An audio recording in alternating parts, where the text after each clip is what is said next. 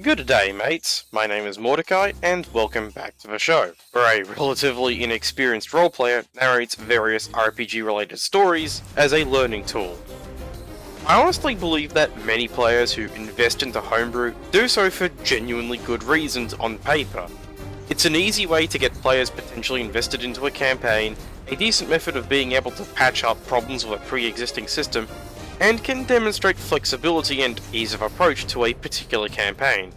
It can also become the basis for long-term engagement with a campaign to have even one or two minor elements of homebrew.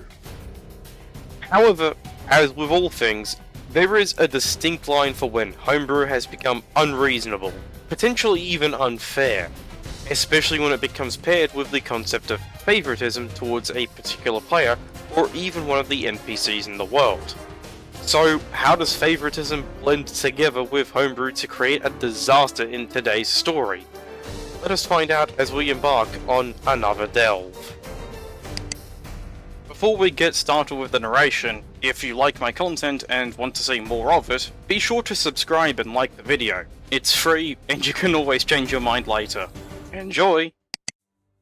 Let's delve into the often terrifying world of r/RPG horror stories. Today's story is titled D&D 5e, Warlock Overshadows the Party with DM's Homebrew, and is written by user Alleyway Aesthetic. So I am posting this on a burner account because of obvious reasons. The names have also been changed because of these same obvious reasons. So it's only my third or fourth session with this particular campaign and group. I've played with the DM and many of the players before, but not with this campaign or with the player playing the Warlock. It's got 5 to 6 players usually, which tends to be on the high side, and we've just started what seems to be a major arc in the game. And I've already got a few problems and bad feelings about the game. So, some background. This campaign is different from the others this DM has run, because it's meant to be more survival focused, downtime heavy, with a big focus on player resources and smart play. Additionally, the Dungeon Master and a few of the players decided that they wanted the game to be themed around a certain video game franchise. I'm going to omit the names/specifics because of obvious reasons. And so the DM makes each class a new subclass based on these games, and tells us that we must use these homebrew classes. I opted to go for a support spellcaster, and due to life events, I end up joining the game fairly late. I admit that I am still fairly new to Dungeons & Dragons homebrew, and haven't really made any solid attempts to make entire subclasses or anything like that from scratch, but a few of the abilities sort of made me pause, and when I pressed the DM with these, they mostly pushed back, saying that that was the style of the game they were going for, and that it matched the theme of the game series they were drawing inspiration from. I relented, mostly out of curiosity to see what the style of the game was. For the most part, the game is normal, with the exception of the new homebrew subclasses and items. Everything is progressing fine, except there's a new mechanic that I learn of once we get into a combat. There's a special resource that you can earn, and once earned, you may do what is basically a super attack or effect. The resource can only be earned via DM intervention. They have to tell you that you've earned it, and the effects that they can do are dependent entirely on your subclass. For instance, the fighter gets a strong attack that can hit a few enemies, the mage can get a quick recharge of some of their more potent abilities, and the assassin basically gets a super sneak attack. The Warlock's, however, was a bit different. The Warlock's subclass was very summoner focused, almost like that of a Circle of Land druid, except that they only get a single summon, which is fairly powerful. I was worried about this throwing off the action economy a bit, but since it was just the one summon, and Warlocks are generally maligned as being slightly weaker, I figured it was fine at the time. In our first major combat, we had accidentally awakened an old demon sleeping underneath the waves. The Warlock player basically summons a Deity, and nearly kills the demon instantly. The demon was clearly projected as a we should run away kind of fight, but with the Warlock mostly doing all of the work, we ended up killing around a 500 health point demon at level 3. The next big fight was a horde battle against a bunch of goblins, and their demon master was sniping us from the back line, calling up more goblins every few rounds. It was a very fun encounter. We had to make smart use of cover, whilst also crowd controlling the horde of incredibly weak enemies, as we tried pushing closer and closer to the boss. The fighter dropped, and we worked really well to, as a team, make a defensive wall, separating them from the certain death of several goblin attacks, whilst inching our cleric closer to the fighter. As a party, we were anxious, but it was the good kind of anxious, where we were acting under pressure and having to basically play creatively and smart. And so, me being the magic support that I am, I'm managing barriers between the party and the boss and his minions. When suddenly, the Warlock uses their ability again, and the boss, which up until this point had only taken one attack from the cleric before, instantly died. As did all of the minions, as the deity level attack thing the Warlock did was 12d10 damage in a 40-foot radius area. It was at this point where I felt a few of the other players started to question this ability. Like, sure, we all had some interesting abilities, but by no means could any of us do anything even close to this.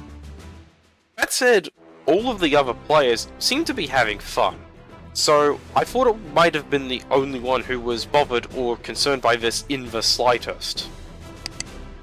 In addition, and I really hope that this is just my imagination, everything just seemed much easier for the Warlock than it did for anyone else. When I tried to make a potion or craft an item in this crafting/resource-centric game, and I either failed a roll, so I didn't even know what I could potentially make, or I'm told I didn't have the tools I needed to do so, or finally, I'm just told that it would take far too much time to do so. For instance, the potions the Warlock makes can be made within 4 hours, and yet mine take almost 2 weeks, and 25 times the gold, for what is essentially the same potion. You know, 2d4 plus 2 versus 2d4 plus an intelligence modifier. So my character instead opted to spend their downtime just trying to train and practice with tools and the like, so they can reasonably make one item, whilst the Warlock is capable of crafting whatever they want, seemingly, and just pop down to the other NPC mages and even learned a new spell overnight. Something else that had been sticking out in my mind was that when we were in the horde battle with the goblins, the Warlock brought out their summon, only for it to get destroyed by a distant arrow shot from the demon, and the Warlock started pouting about this. And rightly so, I guess, since their entire kit is based off of their summon. And the DM assured them that it was only going to be their first summon, and that the others would be unaffected. Another incident that came to mind was that way back in my first combat, I actually used a spell that was meant to restrain enemies, whilst we were fighting some type of elemental. As the spell went off, the creature just decided to walk away, immune to the effect entirely. It was at that point in that encounter that I switched tactics, trying to support the party in other ways, since I had no control over where this thing was moving to at any point after that. I am pretty sure that all of this can be explained away with perfectly reasonable answers, and I guess I just wanted to rant this all out, and see if I was just imagining problems where there were none, and just needed to calm down and have fun, or whether or not I'm founded in any of my grievances. If you've read this whole thing, then thanks a million, I appreciate you. Let me know what you think, Internet. I'm sorry that the post itself is so long. The TLDR, or Too Long Didn't Read, is that the Warlock is doing 40-foot radius, 16d10 damage attacks at level 3, and is able to craft/perform extremely proficiently, whilst other characters take much longer to do similar tasks and have much worse abilities. Additionally, the enemies seem to act not like enemies, but will make sure that they avoid attacking the Warlock summons to keep them from being upset or bored. And that's the end of the story. So, there's a few things to unpack with this story. We will start with the elephant in the room, which is the rather imbalanced homebrew which distinctly favours the particular Warlock. A basic general guide as to how to balance homebrew elements and abilities is to do a comparison between your homebrew and the balance of the base game, using the base game as a sort of guide. Using 5th edition as an example, the Shatter spell is a 2nd level spell. It deals 3d8 thunder damage in a 10-foot radius, and is available as early as level 3 for most dedicated spellcasters. Thus, a potentially balanced homebrew spell at the same level could be a 2nd level spell that deals 3d10 acid damage in a 5-foot radius if we're using the paradigm. So far so good. However, the Warlock was instead, at level 3, given an ability to deal more than 5 times the base damage of Shatter in a much larger radius, with none of the other players being given abilities that are even remotely comparable.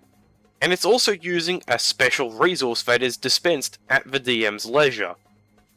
Now, in strict fairness, if the entire party and the DM agreed to run a game that was strictly a power fantasy, giving players blatantly overpowered abilities would be fine, because when the players are collectively having a power fantasy, the game can still be fun for all of the players. The issue crops up when that homebrew becomes unfair on the other players through favoritism, and a general consensus to seemingly not run a power fantasy.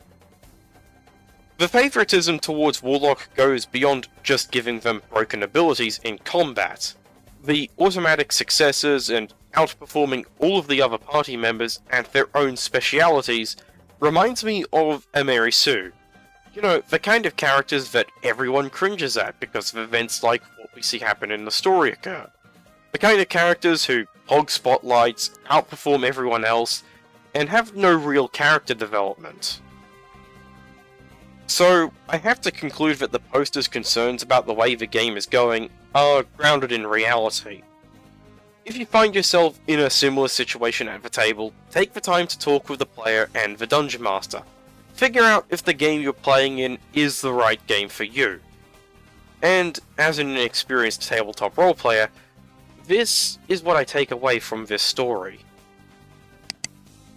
Thanks for watching. If you enjoyed the video, feel free to subscribe and leave a like. It's free to do, and you can change your mind later. If you have any thoughts on this story or feedback on how it can improve, feel free to leave a comment. Again, thank you very much for watching, and I shall see you all next time.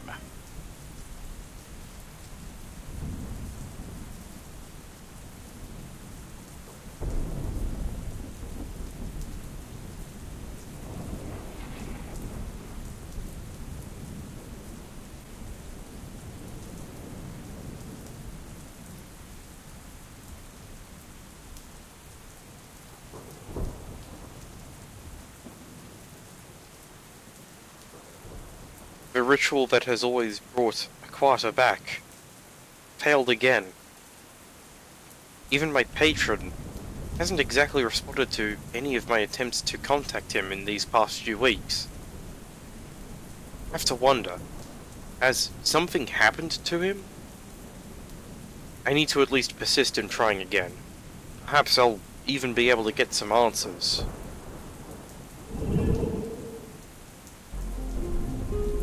Hello, Mordecai. It has been some time since I have had the pleasure of communicating with you on behalf of your patron. I can only assume that you've been sent on his behalf because my patron is busy dealing with something? I can see that your patron's gifts of agonizing blasts and healing light are not wasted on you. Since we are on the topic of my patron, what has he been busy with? a great many things, including a rather potent gift for you.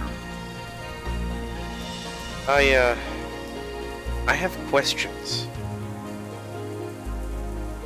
As much as I would be willing to answer your questions, your patron would not allow it. Unless you know about the others, the better. My main question was going to be, when would I be able to bring a quarter back?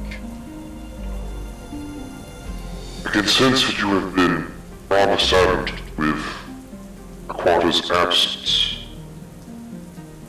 I would really like to just have my friend back. I just don't really feel safe wandering around the Institute without him around. I understand. Such gifts as friendship and safety are rather precious. It has taken some time to do, but your patron should have got you the aforementioned potent gift by now. Wait, what do you mean by potent gift?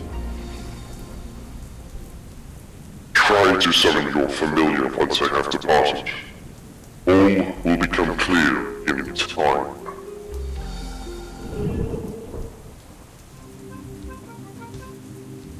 I guess I may as well try to summon a quarterback now that he is left.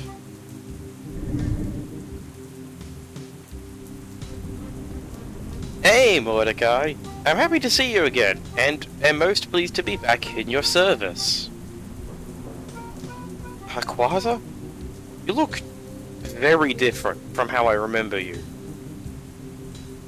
What do you mean? I'm the same familiar you've always known.